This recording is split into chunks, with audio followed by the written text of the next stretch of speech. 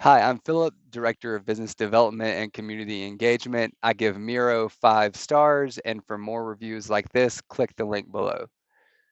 I use Miro to collaborate with my teammates and to brainstorm new projects, track our progress, and accomplish more than we could without that functions that Miro offers within the software.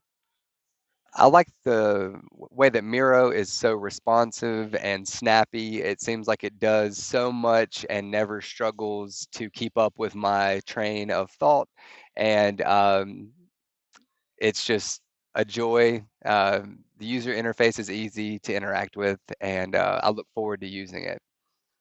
One thing that I don't like about Miro is that they have a lot of, it's minimal the way that it's designed. And so many of the functions are hidden uh, on purpose, and you have to go through and learn the icons or find the different functions that kind of hide behind the minimalism of how it's designed. So that can take a little time to learn.